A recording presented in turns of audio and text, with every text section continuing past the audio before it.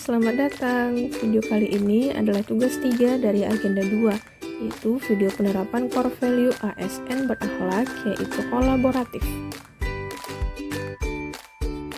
Perkenalkan, saya Dewi Asmarani Fadilah, AMD, peserta Laksar CPNS tahun 2022, golongan 2, angkatan 3, kelompok 3, nomor absen 23, unit kerja Dinas Koperasi Usaha Kecil dan Menengah Kabupaten Labuhan Batu. Profesi pengelola permodalan koperasi usaha kecil, mikro, dan menengah.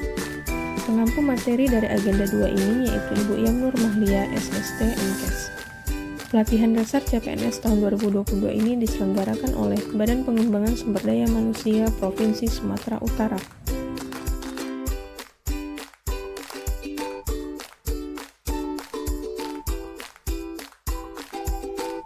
Berikut ini adalah pengertian kolaboratif menurut beberapa ahli.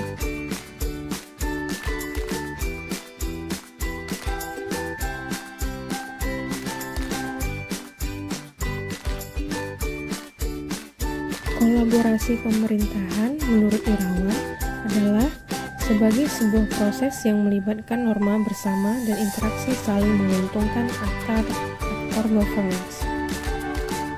Dan menurut Davis, kolaboratif governance mencakup kemitraan institusi pemerintah untuk pelayanan publik, sebuah pendekatan pengambilan keputusan tata kelola kolaboratif, serangkaian aktivitas bersama di mana mitra saling menghasilkan tujuan dan strategi dan berbagi tanggung jawab dan sumber daya.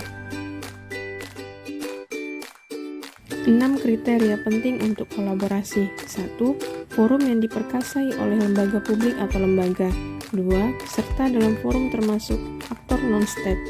3. Peserta terlibat langsung dalam pengambilan keputusan dan bukan hanya dikonsultasikan oleh agensi publik. 4. Forum secara resmi diatur dan bertemu secara kolektif. 5. Forum ini bertujuan untuk membuat keputusan dengan konsensus, bahkan jika konsensus tidak tercapai dalam praktik. 6. Fokus kolaborasi adalah kebijakan publik atau manajemen. Organisasi yang memiliki kolaboratif culture indikatornya adalah 1. Organisasi menganggap perubahan sebagai sesuatu yang alami dan perlu terjadi. 2. Organisasi menganggap individu sebagai aset berharga dan membutuhkan upaya yang diperlukan untuk terus menghormati pekerjaan mereka. 3. Organisasi memberikan perhatian yang adil bagi staf yang mau mencoba dan mengambil risiko yang wajar dalam menyelesaikan tugas mereka. 4. Pendapat yang berbeda didorong dan didukung dalam organisasi. Setiap kontribusi dan pendapat sangat dihargai. 5. Masalah dalam organisasi dibahas transparan untuk menghindari konflik. 6. Kolaborasi dan kerja tim antar divisi adalah didorong. 7. Secara keseluruhan, setiap divisi memiliki kesadaran terhadap kualitas layanan yang diberikan. Apa saja aktivitas kolaborasi antar organisasi? 1. Kerjasama informal. 2. Perjanjian bantuan bersama. 3. Memberikan pelatihan. 4. Menerima pelatihan. 5. Perencanaan bersama. 6. Menyediakan peralatan. 7. Menerima peralatan. 8. Memberikan bantuan teknis. 9. Menerima bantuan teknis. 10. Memberikan pengelolaan hibah. 11. Menerima pengelolaan hibah. Proses yang harus dilalui dalam menjalin kolaborasi yaitu trust building, membangun kepercayaan dengan stakeholder mitra kolaborasi, face-to-face dialog, melakukan negosiasi dengan baik dan bersungguh-sungguh, komitmen terhadap proses, pengakuan saling ketergantungan, sharing ownership dalam proses, serta keterbukaan terkait keuntungan bersama. Kemudian pemahaman bersama berkaitan dengan kejelasan misi, definisi bersama terkait permasalahan serta mengidentifikasi nilai bersama. Terakhir, menetapkan outcome antara masing-masing pihak. Kolaboratif dalam konteks organisasi pemerintah.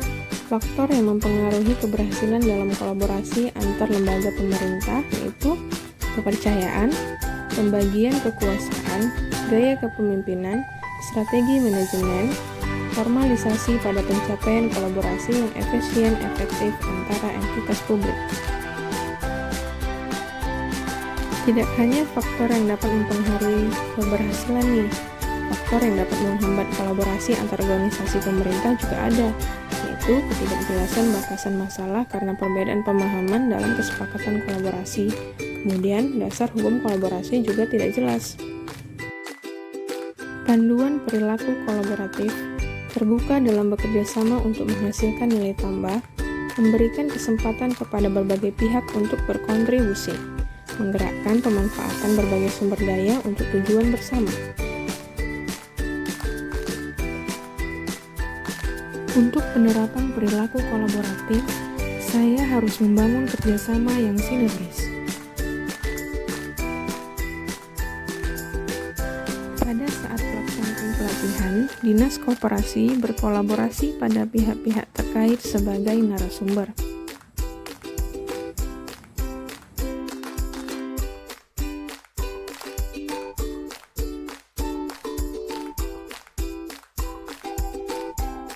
Memberikan kesempatan kepada berbagai pihak untuk berkontribusi, baik itu bantuan maupun pelatihan.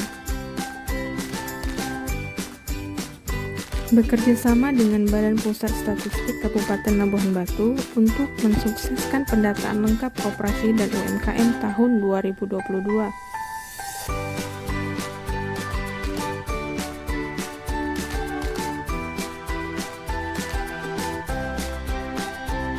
Sekian video penerapan core value ASN berakhlak yaitu kolaboratif dari saya.